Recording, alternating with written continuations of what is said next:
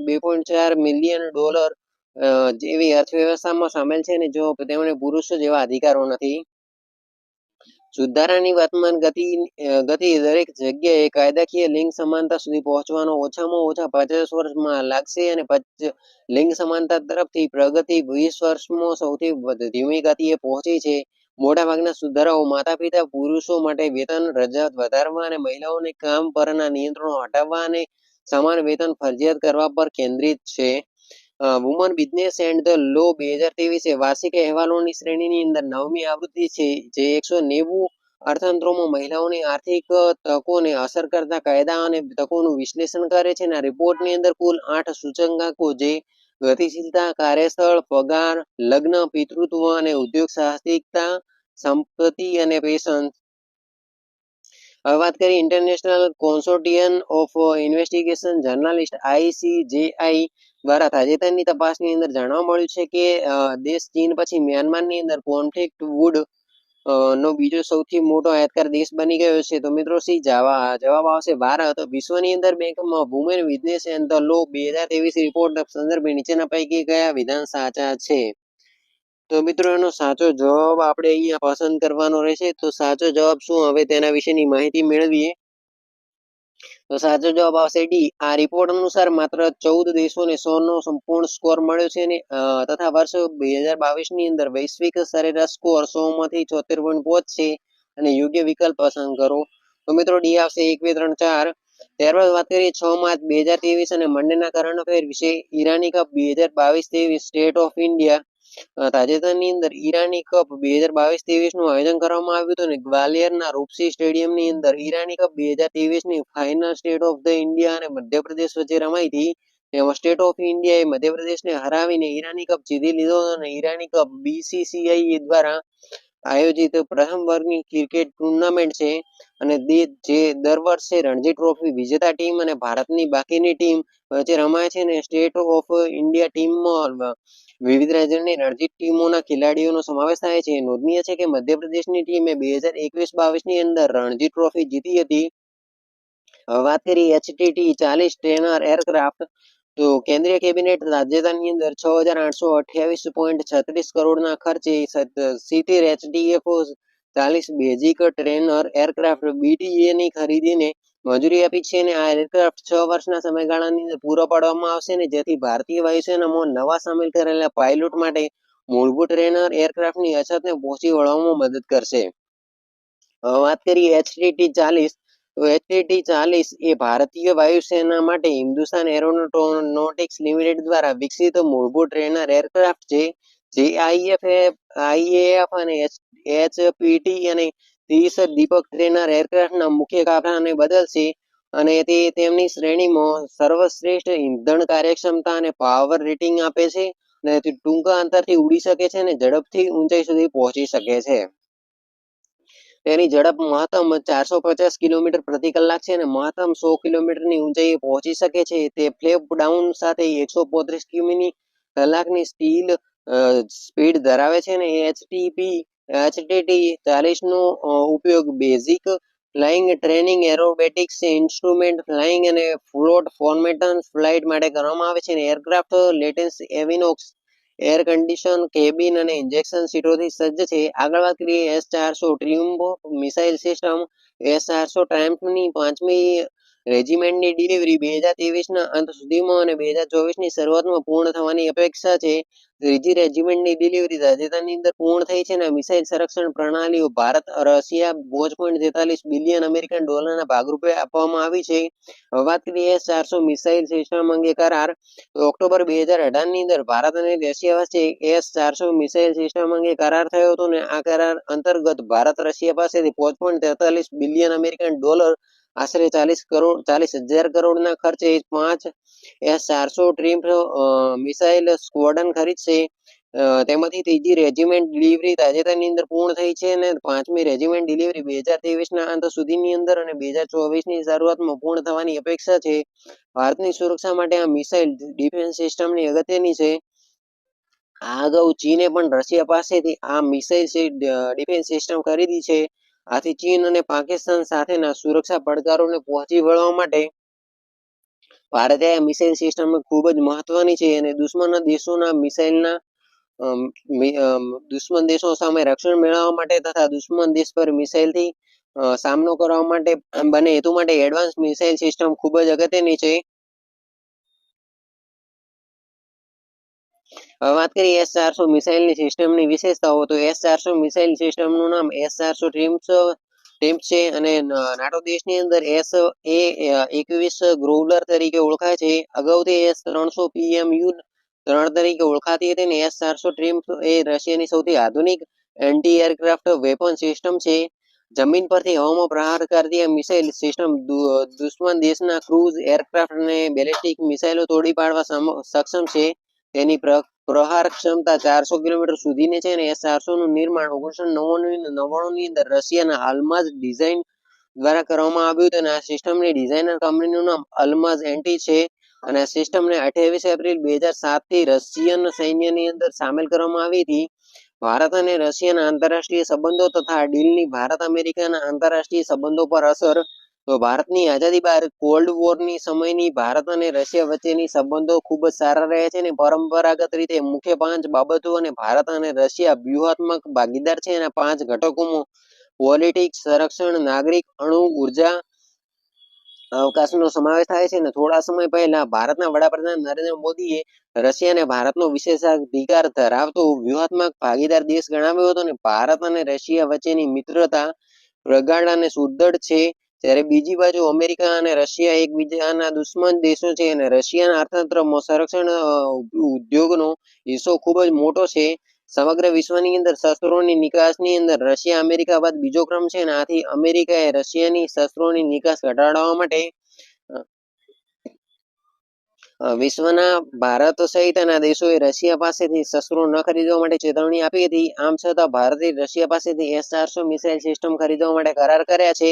આ ઉપરાંત અગાઉ અમેરિકાએ ઈરાન અને પ્રતિબંધ મૂકીને ઈરાન પાસેથી ક્રૂડ ઓઇલની ખરીદી બંધ કરવા ભારત સહિત વિશ્વના દેશોને ધમકી આપી હતી અને આમ છતાં ભારતે ઈરાન પાસેથી ક્રૂડ ઓઇલ ખરીદવાનો કરાર કર્યો હતો અને ભારતે અમેરિકન ડોલરને બદલે રૂપિયામાં પેમેન્ટ માંગવાની દિશામાં પણ પગલું લીધું હતું. ભારત સરકારનો નિર્ણય વિશ્વ રાજકારણની અંદર ભારતની વધતી તાકાતનો પરિચય છે. વર્તમાન સમયે ભારત શસ્ત્રોથી સૌથી વધુ આયાત રશિયા પાસેથી જ કરે છે અને રશિયા બાદ અમેરિકા બીજા ક્રમે છે. પોતાની સંરક્ષણ જરૂરિયાતો પૂરી કરવા અને વર્તમાન સમય માટે રશિયાથી S-400 ડિફેન્સ સિસ્ટમ ખરીદવી ફક્ત આવશ્યક જ નહીં પરંતુ અનિવાર્ય પણ છે. બીજી બાજુ અમેરિકા ભારતનો મિત્ર દેશ છે અને રશિયા. તો મિત્રો હવે આગળ વાત કરીએ મંડે ક્વેશ્ચન એટલે કે સોમવારના કરંટ અફેર્સના પ્રશ્નો વિશે. તો તાજેતરની અંદર ઈરાની કપ 2022-23 નું આયોજન થયું હતું અને તેના વિશે નીચેના પૈકી કયા વિધાન સાચા છે?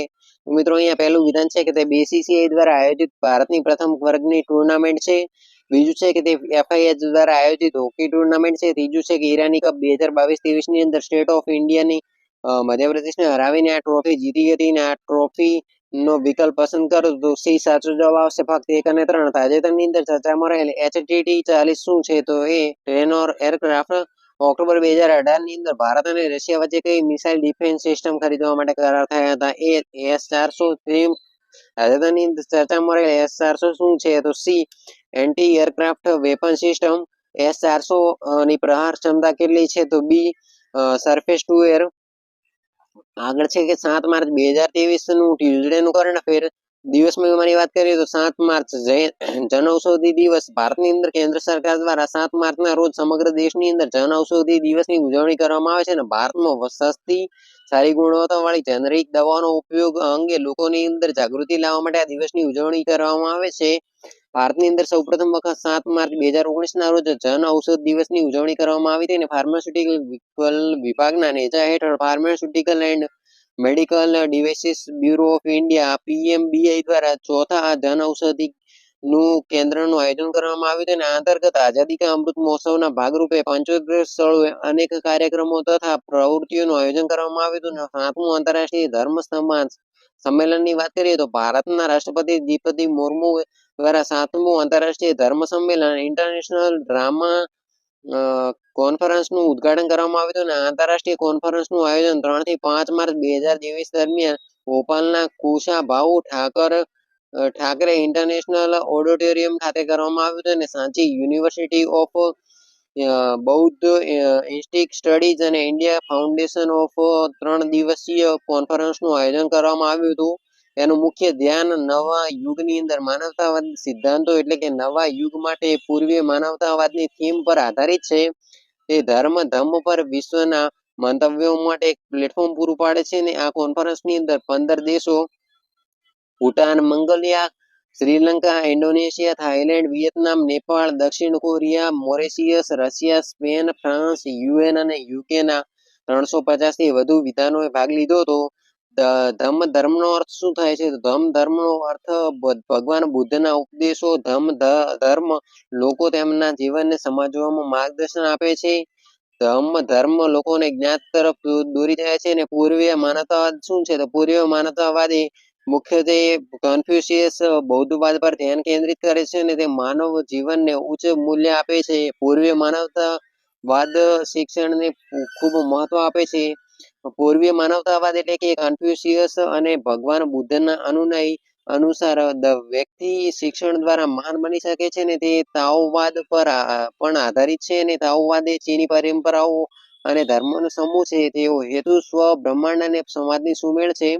પૂર્વીય માનવતાવાદ મુખ્ય આદર્શો આદર જીવનની અંદર નવી વસ્તુઓ શીખવાનો ઉત્સાહ અને દયા અને સમજદારી છે. આગળ વાત કરીએ એકેડેમિક ફ્રીડમ ઇન્ડેક્સ રિપોર્ટ. તો તાજેતરની અંદર એકેડેમિક ફ્રીડમ ઇન્ડેક્સ રિપોર્ટ પ્રસિદ્ધ કરવામાં આવ્યો હતો અને તે ગ્લોબલ પબ્લિક પોલિસી ઇન્સ્ટિટ્યૂટ દ્વારા ગ્લોબલ પ્રાઇમ સિરીઝ ડેટા સેટના ભાગરૂપે ફેડરિક એલેક્ઝાન્ડર યુનિવર્સિટી, એલગોર્ન રિસ્ક પરના તજજ્ઞો અને બી-ડેમ સંસ્થાના નજીકના સહયોગથી પ્રકાશિત કરવામાં આવ્યા હતા અને એકેડેમિક ફ્રીડમ ઇન્ડેક્સ રિપોર્ટ 179 દેશોમાં શિક્ષણ અને સંશોધનની સ્વતંત્રતા, શૈક્ષણિક વિનિમય અને પ્રસાર, યુનિવર્સિટીની સ્વાયત્તતા, કેમ્પસ અખંડિતતા અને શૈક્ષણિક અને સાંસ્કૃતિક અભિવ્યક્તિ સહિત 5 સૂચકાંકોનું વિશ્લેષણ કરીને શૈક્ષણિક સ્વતંત્રતાનું મૂલ્યાંકન કરે છે. આગળ વાત કરીએ રિપોર્ટના મુખ્ય તારણો. તો આ અહેવાલ અનુસાર ભારત, ચીન, યુનાઇટેડ સ્ટેટ્સ અને મેક્સિકો સહિત 22 દેશોની ઓળખ કરી હતી. જો યુનિવર્સિટીઓ અને આ વિધાનોએ 10 વર્ષ પહેલાની સરખામણીમાં નોંધપાત્ર રીતે ઓછી શૈક્ષણિક સ્વતંત્રતા છે અને વૈશ્વિક વસ્તીની અંદર 0.7 નું પ્રતિનિધિત્વ કરનાર માત્ર 5 નાના દેશો પોતાની રેન્કિંગની અંદર સુધારો કર્યો છે. બાકીના 152 દેશોની અંદર શૈક્ષણિક સ્વતંત્રતા સ્થિર રહી છે. સરેરાશ વૈશ્વિક નાગરિક માટે શૈક્ષણિક સ્વતંત્રતા 4 દાયકા પહેલા જોવા મળી અને સમાન સ્તરે પાછી આવી છે. યુનાઇટેડ સ્ટેટ્સ અને મેક્સિકો તેમજ ચીન અને ભારત જેવા દેશોએ છેલ્લા એક દાયકાની અંદર શૈક્ષણિક સ્વતંત્રતાની અંદર ઘટાડો નોંધાવ્યો છે. ભારતીય પરિદ્રશ્ય. તો ભારતની શૈક્ષણિક સ્વતંત્રતા 179 દેશોમાંથી નીચેના 30% દેશોમાં છે. આ રિપોર્ટ અનુસાર ભારતે 0 થી 1 ના સ્કેલ ઉપર 0.38 નો સ્કોર કર્યો છે, જે પાકિસ્તાનના 0.43 અને યુએસના 0.79 સ્કોર કરતો ઓછો છે. ભારતે કેમ્પસ અખંડિતતાના નીચે સ્કોર મેળવ્યો છે, જે માપે છે કે કેવી રીતે કેમ્પસ રાજકીય રીતે પ્રેરિત દેખરેખ અથવા સુરક્ષા ભંગથી છે. તો સંસ્થાકીય સ્વાયત્તતા અને રાજકીય મુદ્દાઓથી સંબંધિત શૈક્ષણિક અને સાંસ્કૃતિક અભિવ્યક્તિમાં પણ ભારતે સારું પ્રદર્શન કર્યું નથી.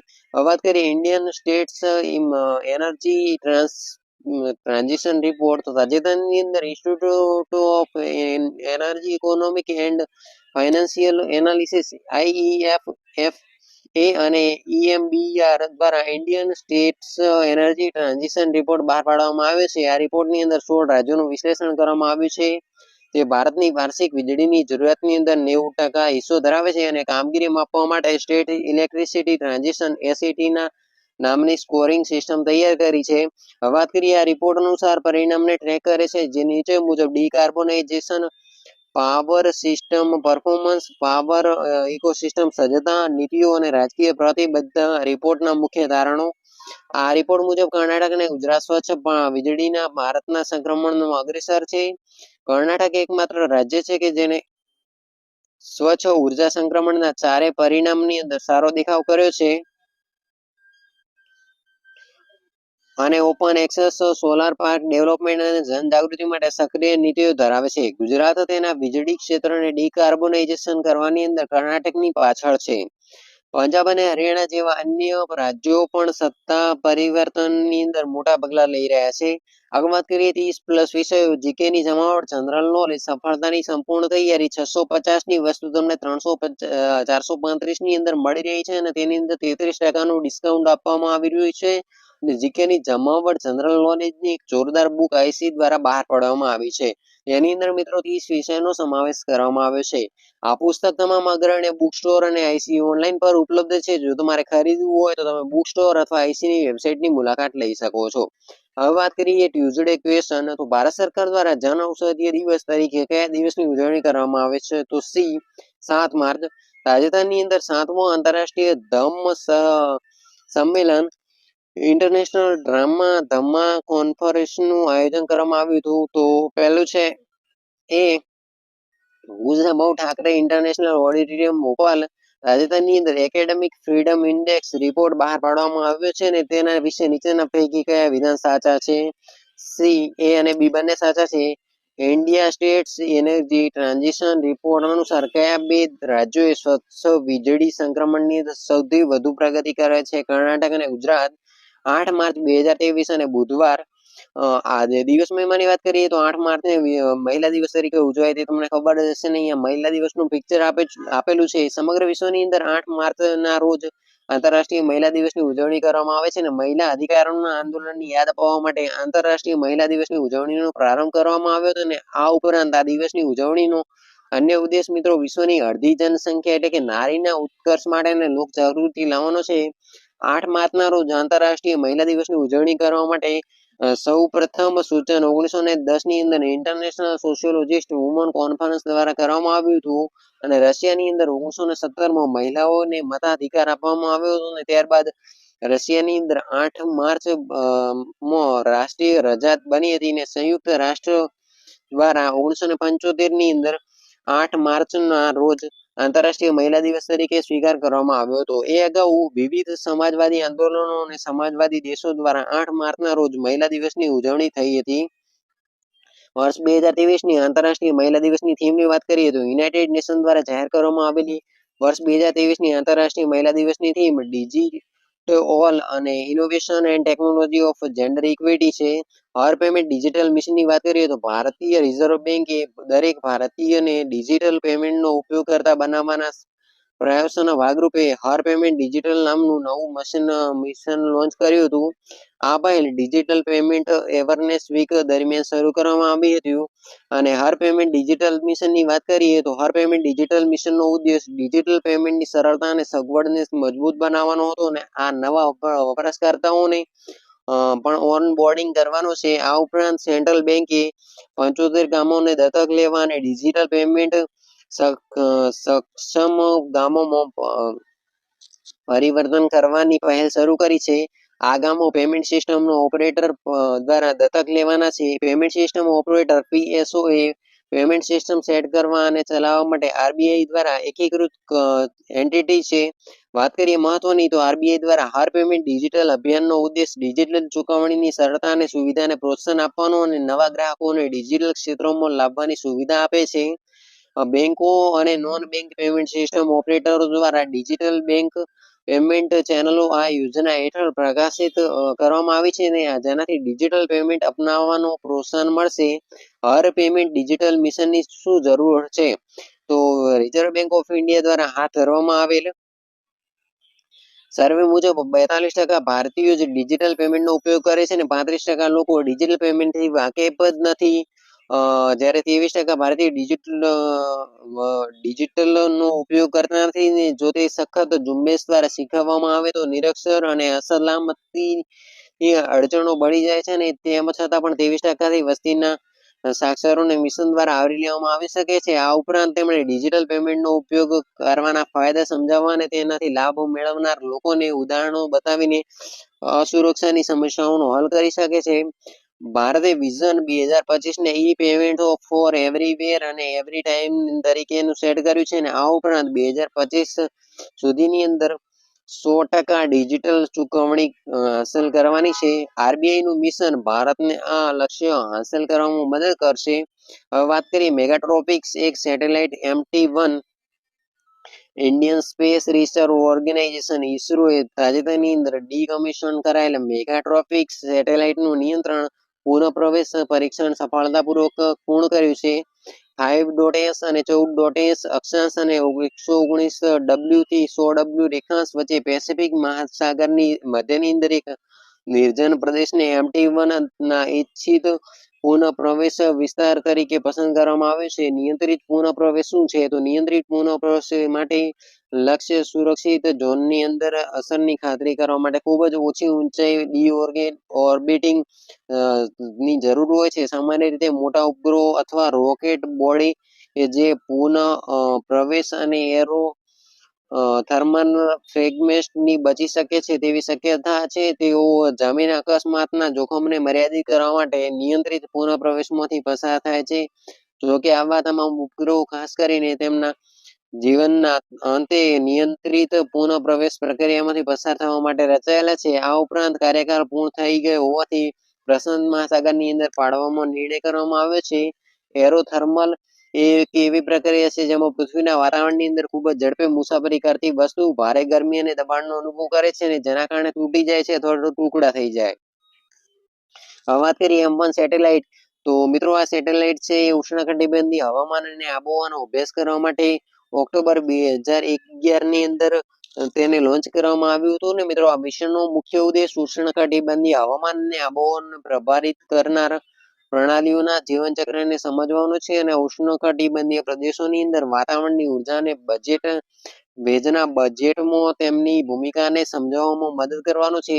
તેની ગોળાકાર ભ્રમણકક્ષા વિષુવવૃત્ત તરફ 20 અંશ તરફ વળેલી છે અને તે આબોહવા સંશોધન માટે એક પ્રકારનો ઉપગ્રહ છે જેને વૈજ્ઞાનિકોને આગાહી મોડેલ્સને રિફાઇન કરવામાં મદદ કરી શકે છે. આંતરરાષ્ટ્રીય મહિલા દિવસ તરીકે કયો દિવસ ઉજવાય? તો મિત્રો 8 માર્ચ વર્ષ 2023 ની આંતરરાષ્ટ્રીય મહિલા દિવસની થીમ શું હતી? તો D gender equity today and sustainable tomorrow. ત્રીજું છે કે તાજેતરની અંદર ચર્ચામાં રહેલા હર પેમેન્ટ ડિજિટલ મિશન તરીકે નીચેના વિધાન પર વિચાર કરો અને સાચો વિકલ્પ પસંદ કરો. તો ડી ઉપરોક્ત તમામ સાચા. તાજેતરની અંદર ઇસરોએ ડિજિટલ ડિકમિશન કરાયેલ M1 સેટેલાઇટનું નિયંત્રિત પુનઃપ્રવેશ પરીક્ષણ સફળતાપૂર્વક પૂર્ણ કર્યું. તો આ M1T1 નું નામ શું હતું? તો એ મેગાટ્રોપિક્સ. વાત કરીએ 9 માર્ચ 2023 અને ટ્યુઝડેના કરંટ અફેર વિશે, તો હોળી ફાગણ માસની પૂનમના દિવસે આવે છે અને હિન્દુ પંચાંગ મુજબ હોળી ફાગણ માસની પૂનમે ઉજવવામાં આવે છે.